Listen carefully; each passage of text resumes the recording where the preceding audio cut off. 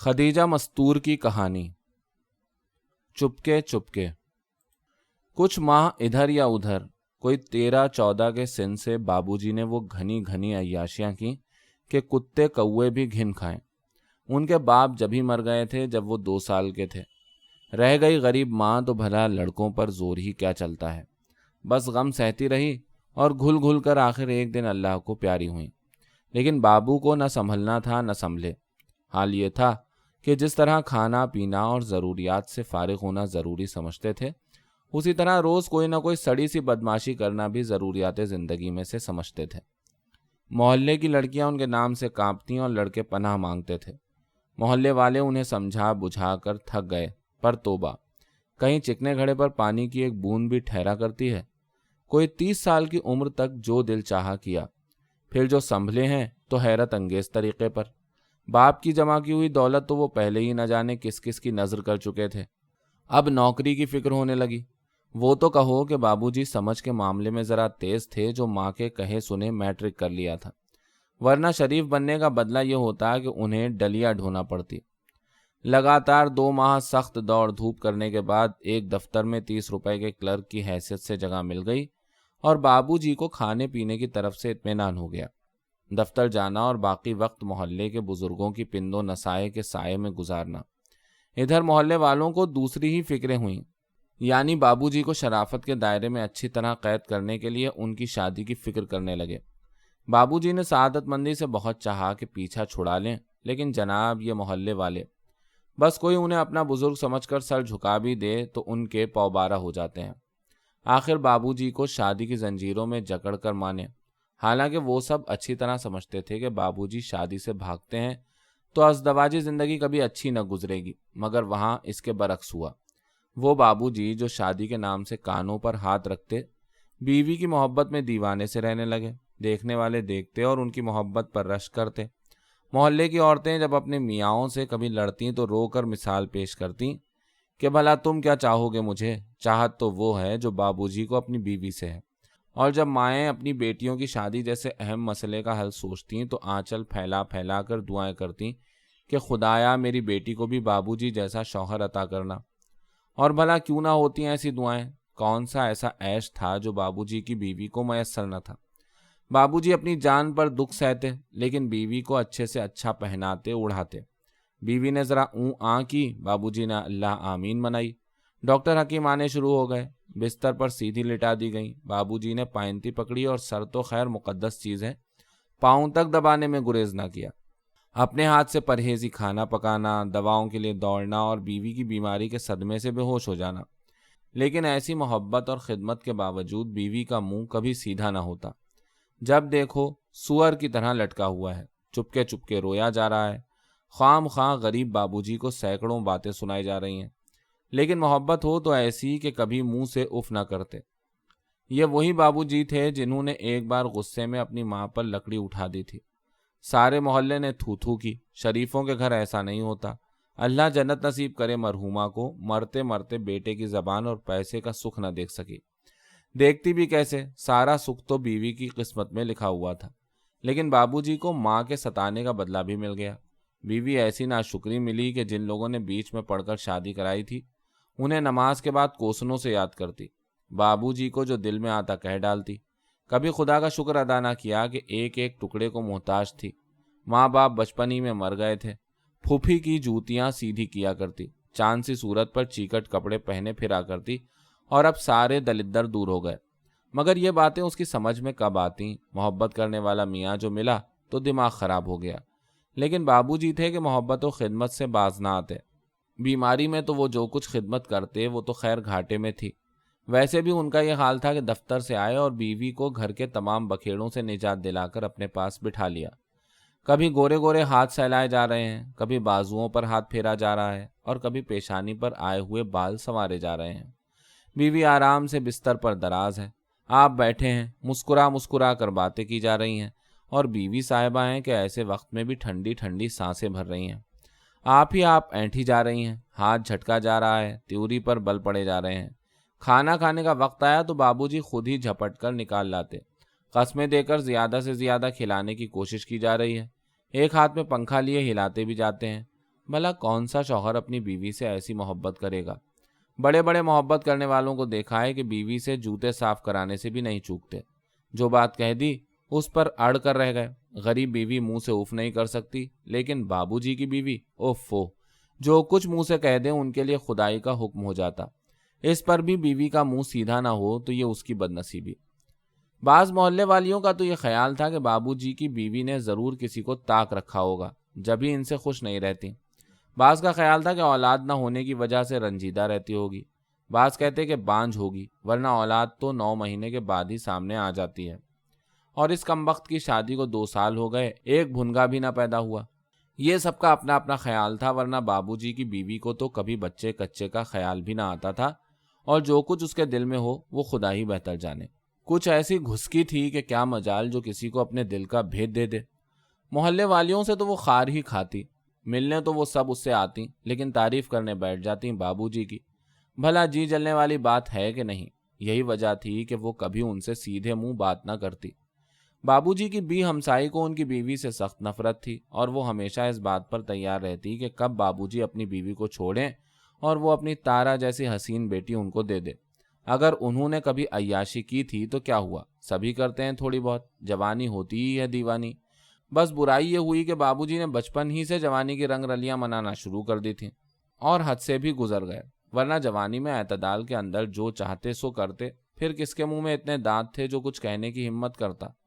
پھر سچی بات تو یہ ہے کہ جب سے بابو جی سنبھلے سبھی کو ان سے محبت اور ہمدردی ہو گئی۔ کیا مجال جو کسی لڑکے یا لڑکی کو نظر بھر دیکھیں یا محلے والوں کے آڑے بیرے میں خود حصہ نہ لیں۔ ایسی حالت میں اگر سب کو ان سے ہمدردی تھی تو کیا گناہ؟ محلے والیاں بابو جی اور ان کی بیوی کے عیش سے کچھ ایسی متاثر تھیں کہ جب ان کے گھر سے آتی تو گھنٹوں وہیں کا ذکر رہتا۔ بابو جی کی بیوی دل کی پیاس کا جوڑا پہنے تھی۔ ارے میں کہتی ہوں کہ گھر میں اچھے اچھے امیر ایسے ٹھاٹ نہ کرتے ہوں گے، اور اس بار تو سونے کے نئے کڑے بھی پہنے ہوئے تھی۔ جانے بابو جی اتنا پیسہ کہاں سے لاتے ہیں؟ سنا ہے کہ بہت قرضہ ہو گیا ہے۔ خیر کچھ بھی ہو، یہ دیکھو کہ بیوی سے محبت کیسی ہے۔ میں ہوتی تو عمر بھر پاؤں دھو دھو کر پیتی۔ غرض اس قسم کی اور 50 باتیں۔ باہر بابو جی کے دوست انہیں چھیڑتے، مجنوں جیسی محبت کرنے پر طنز کرتے، دوستوں سے دور رہنے پر شکایتیں کرتے۔ یار تم زن مرید ہو کر رہ گئے، کبھی ہم کو بھی صورت دکھا دیا کرو، کوئی دوست کہتا۔ تم جانو دفتر سے آنے کے بعد فرصت ہی نہیں ملتی، بابو جی صفائی پیش کرتے۔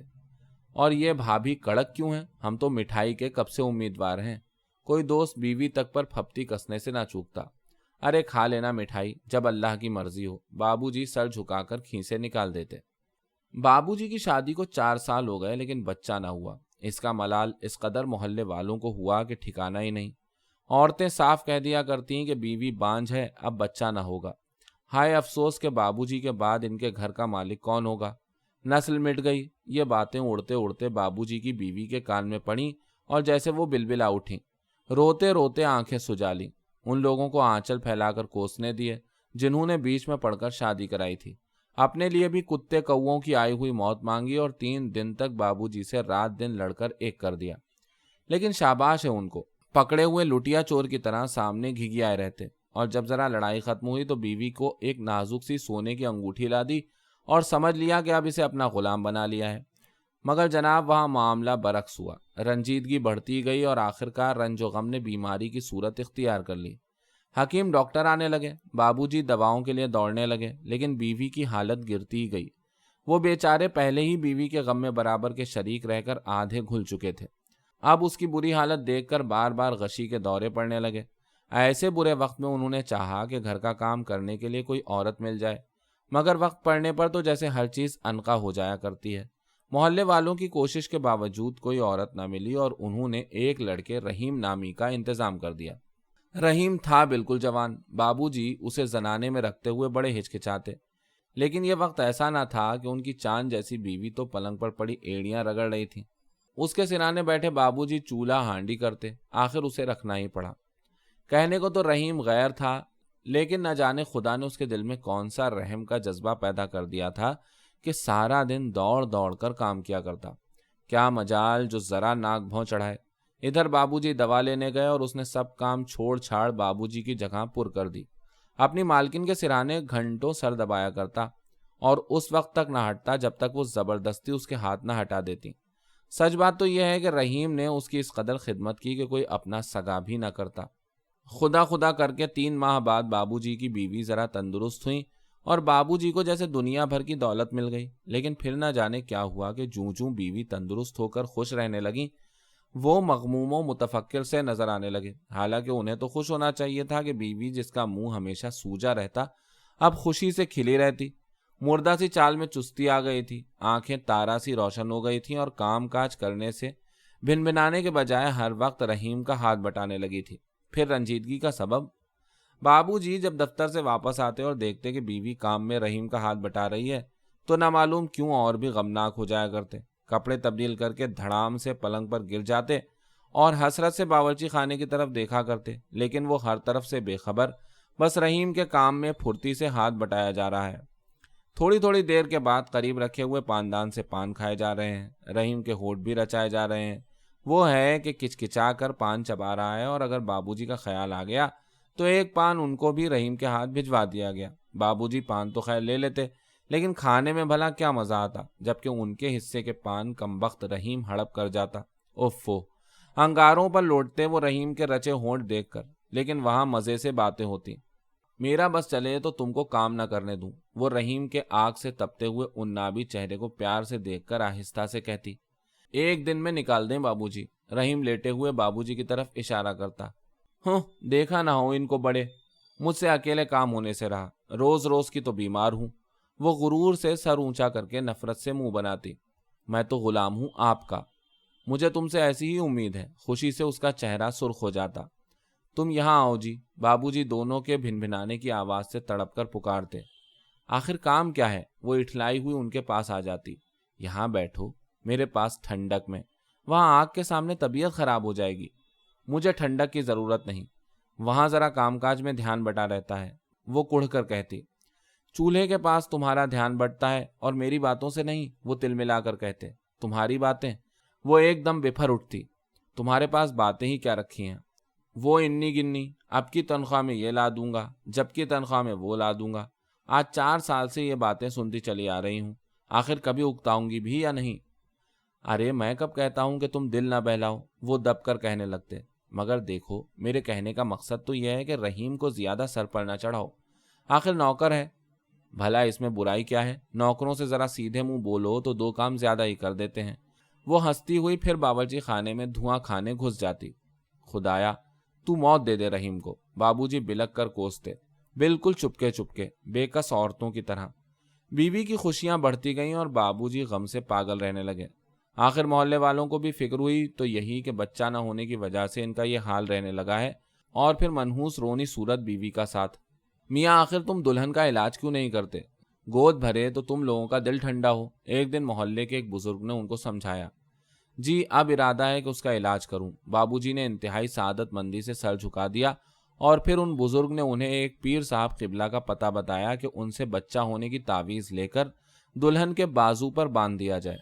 مگر بابو جی تھے کہ انہوں نے نہ تو پیر صاحب قبلہ سے تعویذ لی اور نہ بیوی کے بانجھ پن کا علاج کیا۔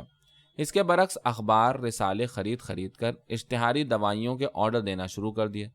پارسلوں پر پارسلیں آنے لگیں۔ محلے والے ہیں کہ پارسلوں کی قیمت پوچھ کر حیران ہوئے جا رہے ہیں کہ اوفو، یہ بابو جی ہی کا دم ہے جو اس بانجھ عورت کی محبت میں روپیہ پانی کی طرح بہا رہے ہیں۔ مگر وہاں کون جانے بابو جی کی خود غرضی، ایک قطرہ دوا بیوی کو چکھنے کے لیے نہ دیتے، خود ہی ساری شیشیاں شربت کی طرح ڈکارتے چلے جاتے۔ محلے والوں کو بابو جی سے مٹھائی کھانے کی تمنا اور ان کی اشتہاری دواؤں سے کچھ فائدہ ہونے کی امید چھینتا ہوا 1 سال گزر گیا۔ لیکن ایک دن وہ حیرت سے اچھل پڑے، شاید دواؤں کے اثر سے۔ زرد چہرہ تمتما اٹھا، لاغر جسم بید کی طرح لرزنے لگا۔ یہ کیا ہے؟ وہ کسی پہلوان کی طرح آکڑے۔ ان کی بیوی سہم کر رہ گئی اور سینے پر پڑا ہوا دوپٹہ پیٹھ پر ڈھلک گیا۔ بولو یہ کیا ہے؟ انہوں نے پیٹ کی طرف اشارہ کیا، جیسے ابھی گھونسا رسید کریں گے۔ وہی جو تم خوب جانتے ہو۔ اب اس نے بھی ہمت کر کے جواب دیا اور بابو جی کا منہ نہ معلوم کیوں لٹک گیا۔ اتنے دن تم نے میرا علاج کیا تو کیا میں امید سے نہ ہوتی؟ وہ بابو جی کو ڈھیلا دیکھ کر اکڑی۔